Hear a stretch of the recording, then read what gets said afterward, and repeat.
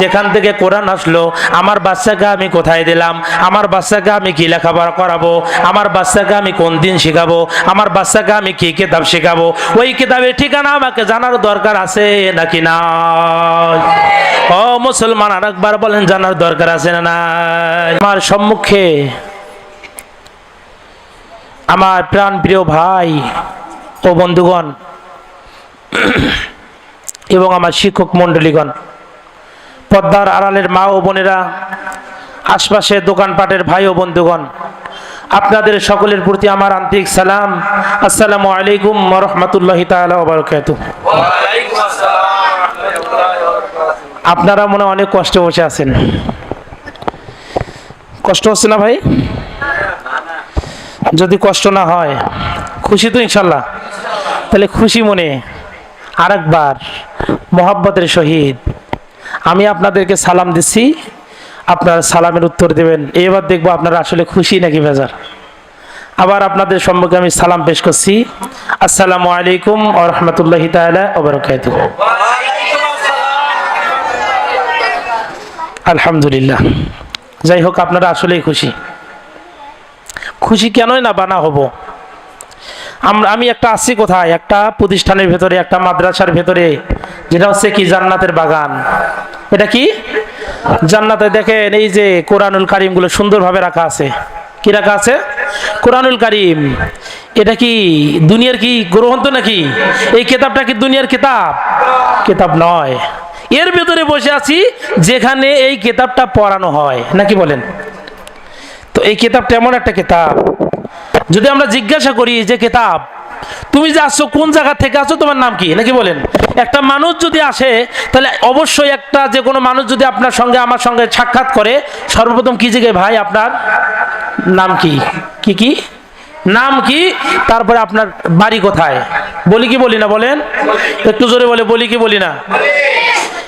এইরকম ভাবে কোরআনকে যখন আমি জিজ্ঞাসা করলাম, রে কোরআন, হে কোরআন তোমার নাম কি?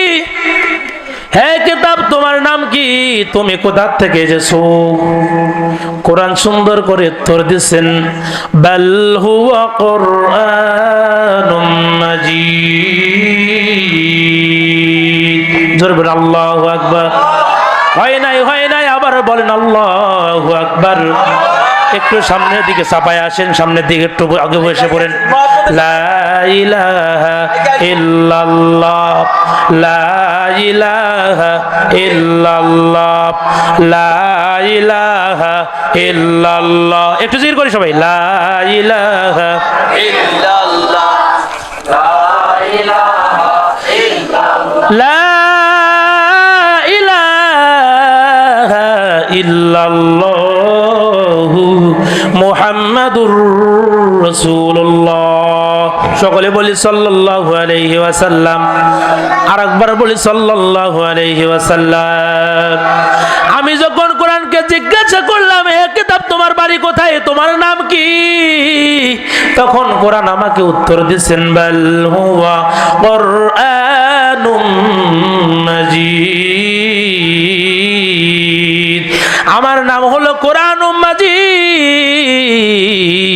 আমি যখন কোরআনকে প্রশ্ন করলাম, হে কোরআন তোমার নামটা আমি বুঝতে পেরেছি, তোমার বাড়ি কোথায়, তুমি কোথা থেকে এসেছো? তখন কোরআনুল কারীম উত্তর দিয়েছেন, ফি লাউহিম মাহফুজ।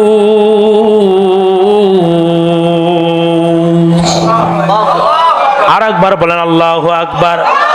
কোরআন নিজেই উত্তর দিচ্ছেন, আমার বাড়ি ওই জায়গায়। আমার বাড়ি কোন জায়গায়? আমার বাড়ি হলো ওই জায়গায় যে জায়গার নাম হলো লাউহে মাহফুজ। জোরে বলেন সুবহানাল্লাহ। এখন লাউহে মাহফুজটা কোথায়? লাউহে মাহফুজটা কোথায় আমাকে জানানোর দরকার আছে না নাই?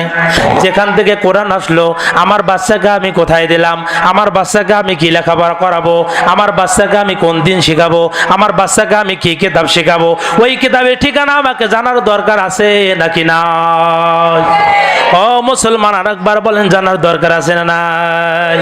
আমার কাছে কথা হলো, আমি আগে জানবো আমার বাচ্চাকে আমি যেই কিতাবটা পড়াবো, যেই বাচ্চাকে আমি গ্রহণটা পড়াবো, ওই গ্রহণটার বাড়ি কোথায়, ওই গ্রহণটার নাম কি। আমি যখন জানবো এই গ্রহণটার একটা কি আছে, জায়গা আছে, এটার একটা জায়গা আছে, এটা যেখানে আছে সেই জায়গাটার একটা পরিচয় আছে, এই জায়গাটার একটা মান সম্মান আছে, যখন আমি জানতে পারবো তখন আমি ওই মাদ্রাসার মধ্যে এই বাচ্চাদেরকে দেব, নয়তো দেওয়ার কোনো প্রয়োজন নাই। জোরে বলেন ঠিক কিনা? মুসলমান ইমানদার, এই কোরআনুল কারীম পড়ার জন্য আমি বাচ্চাকে দিয়েছি, কিন্তু লাউহে মাহফুজটা কোথায়, কোরআনুল কারীম কোন জায়গা থেকে আসলো আমার জানার দরকার আছে।